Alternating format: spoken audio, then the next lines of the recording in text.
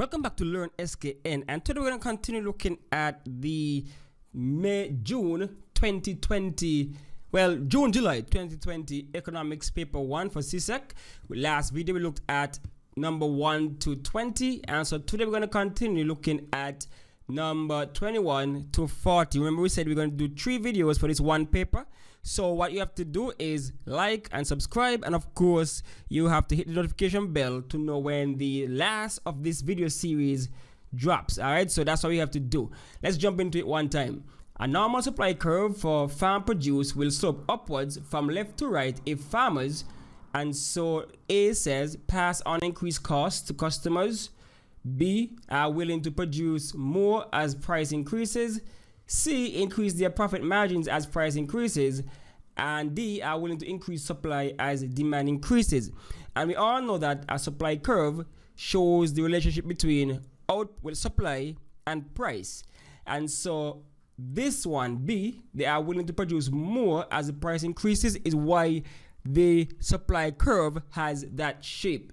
There's a positive relationship between price and supply. When price go up, the farmer's going to supply more, or anybody going to supply more, because if you're a business, your main aim is to maximize your profit. So you see a high price on the market, you're going to be incentivized to produce more. So that is why B is the answer. Number 22 refers to the following curves which show the demand for some products, and you have them right there. They say which of the curves indicate the demand for the product is perfectly elastic. And so once it's perfectly elastic, it means that it's going to either be horizontal, straight horizontal, or straight vertical. Perfectly, it's one or the other, but we have to differentiate which one now. Now for elastic, it would be this one right here, number 1, straight across, perfectly elastic. This one will be perfectly inelastic. This will be very inelastic. This will be very elastic. But the answer for this one is number 1, perfectly inelastic. No matter how much, no matter how you change the price, look at that. You change price, demand going to just remain the same, going straight across. All right, so the answer is number 1. Number 23, the relationship between price and quantity demanded of a normal good is described as inverse. So the answer is inverse, because as we said that for supply it's positive, or it correlates, or there's a direct relationship in a sense. But for demand, it's the opposite. Why? Because price and demand, quantity demanded, goes in opposite direction. So as the law of demand states, as the price goes up, the demand goes down. So they're moving different in opposite directions, and so it's inverse. When something is lower in price, you demand more. As the price go up, you demand less and less. And so the relationship between price and quantity demanded is inverse or opposite. 24 refers to the following table which shows the price of a product, the quantities demanded and quantities supplied. At which of the following prices are there shortages in the market? And so you have the prices over here, you have your quantity demanded, quantity supplied, and so they ask where in the market would you have a shortage. Now a shortage means that there aren't enough of that product being supplied, and so the demand exceeds the supply. The demand is higher than the supply. And so if you look at the table carefully, just look at anywhere where you see demand is higher than supply. And so at $2 we see demand is higher than supply. At $4 demand is higher than supply, and so there would be a shortage, because what they're saying is that look at at $4 you have 16 units being demanded, but at that price suppliers are only willing to produce 12, which means 4 of these persons are not going to get anything. So that's a shortage. So there will be a shortage by at least 4 at $4. Now at $2 you see the big difference here, right? So 29 units are being demanded, but at this cheap price, the suppliers say, no, we are going to produce 8. And so there's an excess, there's a shortage of by some 21 or so out there, right? So that is why it is $2 and $4. At the others, where we have C and D, at $6, it's equilibrium. So that's where both of them equal. But at 8 and 10, you have a surplus. But we're not going to do that right now.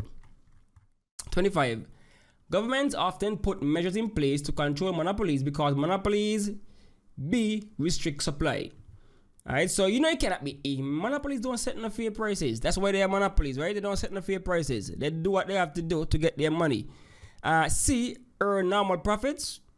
No. Everybody entitled to earn a profit, the normal profit, and so the government wouldn't have put anything in place because even in competitive markets, you'll see monopolistic competition, you'll see normal profits being earned at a certain point in time. D, promote consumer sovereignty. No, because once it's a monopoly, that means there's only one supplier, and so consumers ain't really got no choice. But the answer here is restrict supply, right? Because sometimes they would willfully pull back on supply to carry up the price. So that's something that the government will try to regulate, and so that they can have a nice fair price. Yeah, so they pull back on supply on purpose to mess with the overall price of the good. Look at OPEC. OPEC operates as a monopoly in a sense, and you'll see OPEC would pull back on supplying X amount of gas when the gas prices start going too low. So that's things like that. So it's creating false demand in a sense and things like that. Number 26. Price elasticity of supply refers to the responsiveness of quantity supplied to a change in, and this one is very simple, very straightforward. Price elasticity, so supply is the relationship between supply and the price of the good. So that's C. So as there's a change in the price of the good, then to what extent the supply is going to increase or decrease the output, because that is what incentivizes the suppliers, the price. So the price of the good changes, then I would incentivize the suppliers to either increase output or decrease output based on the whatever goals they're trying to achieve. If the price is nice and high, of course, for elastic product, of course, they're going to supply a lot more. Quantity supplied will go up. If the price becomes low, normal good again, they're going to pull back how much they're supplying. 27 refers to the following information which relates to a manufacturing company. So you have the total cost 10,000, total fixed cost 10,000, total cost 50,000, output 100 units. So the average variable cost is, alright, so you have to do some maths right here to get the answer. Now we know that the total fixed cost is 10,000 and total cost is 50,000.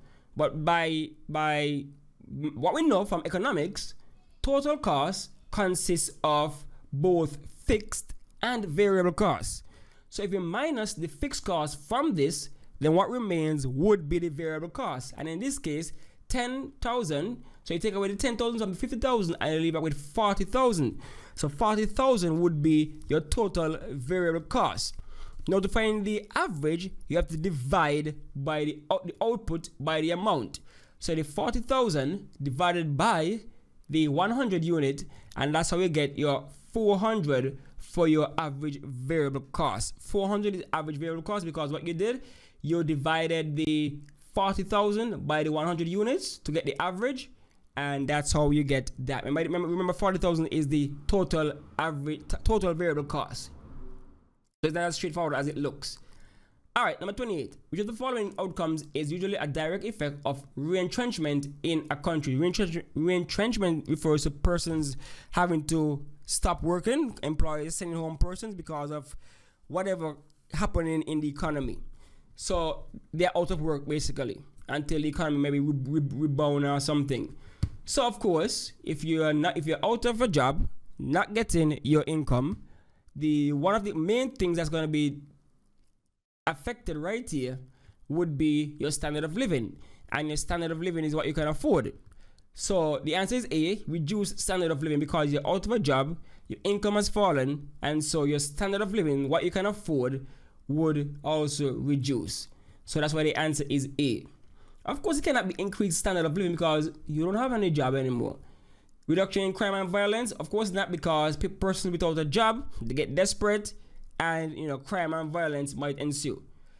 Equality in distribution of wealth, that's just from a left field, just to throw you off. So the answer is reduced standard of living. I think the testing to know if you know what retrenchment means and what it can do to the country. 29. Which of the following statements best defines the term tariff? And the tariff is thrown out a lot out there, but what is a tariff? Now, what a tariff basically is a tax, which is B, a tax on imports entering a country. Now, if a country wants to, reduce importation and encourage persons to buy local, they'll put a tariff on things that you're importing. So that would make it cost more to import. It's more expensive to order from online, from overseas, than to buy it locally. That's a way to protect the local economy. So a tariff is a tax that is levied on imports entering the country. Number 30. Which of the following situations is least likely to occur when there is market failure? And so, market failure is when the market failed to produce something at an optimal or efficient level, or a good amount to satisfy the market and in general. And so they say, what's least likely to happen? So they are saying that somebody might happen, but which one is least likely to happen? Of course, we have A decline in social welfare. That's least likely to happen. That's not least likely, that's it going to happen when there's market failure. B, an increase in poverty throughout the economy. C, an increase in the levels of unemployment among skilled and unskilled labor. Now, this would not, market failure would not affect that just like that, right? But, yes, it would. It would affect that like that, but that's what I say least likely. So the answer is D, an adequate amount of goods and services for consumers.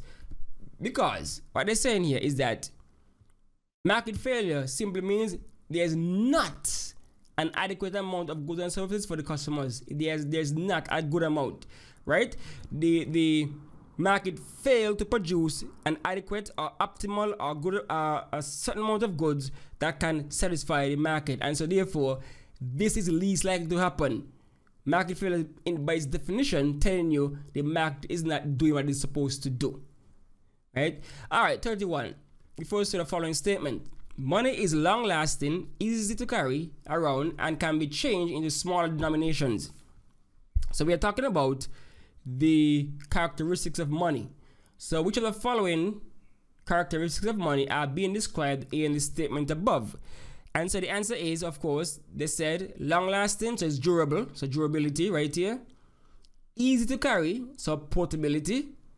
And can be changed into small denominations, and so that's divisibility. So that's C, durability, portability, divisibility. That's what they're discussing. They're describing right here. 32.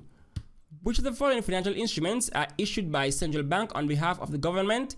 Now, all these here, corporate bonds, equity securities, shares on stock exchange, those are private entities. That's corporation issuing their shares and bonds.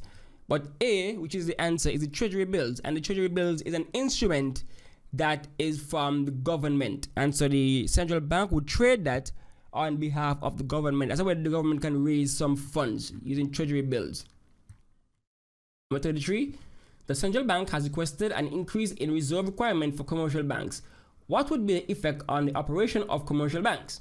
Now, look at this. We know central banks are the ones who basically control the financial sector in a sense. And so there are certain ways they can do it. And one way is to change the reserve requirement ratio. And so they said they have increased in the reserve requirement ratio. That means now that the banks, the commercial banks, would not have access to as much liquid money as they did before. And so the answer is A, their liquid assets will be reduced. They don't have access because let's say the bank holds $10,000, right? And then the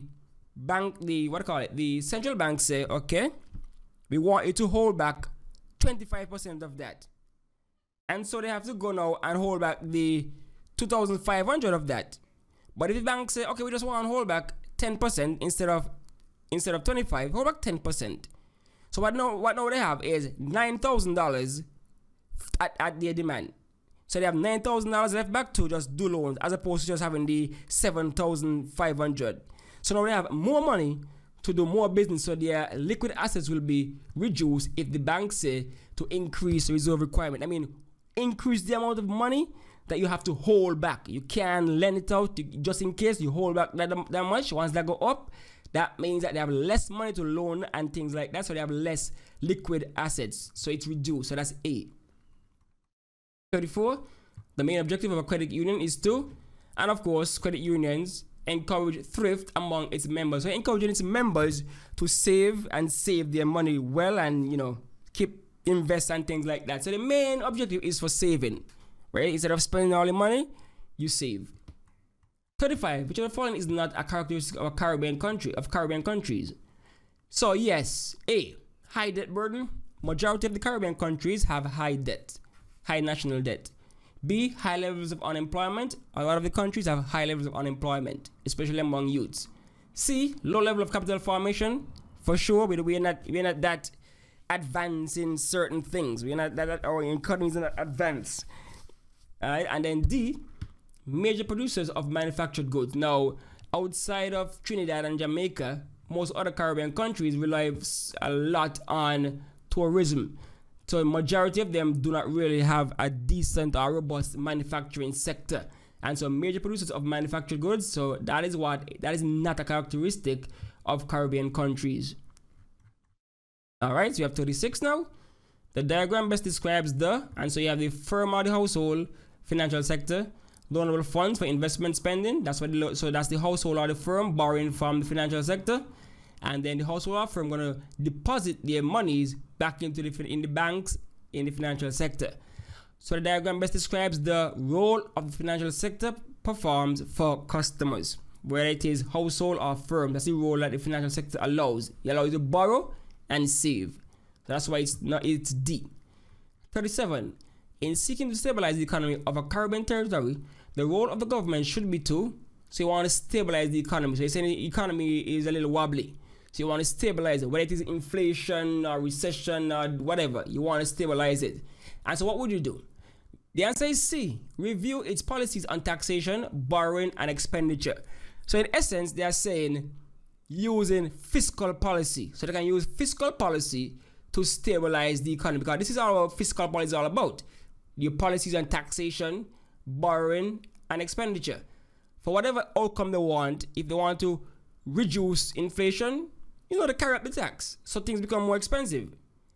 Or if they want to boost the economy, they can increase expenditure, construction projects and things like that, to get money circulating in the economy. And so that is why the answer is C. 38. A group of workers who agree to negotiate with employers as one collective unit rather than individually is referred to as a trade union. Right? A trade union.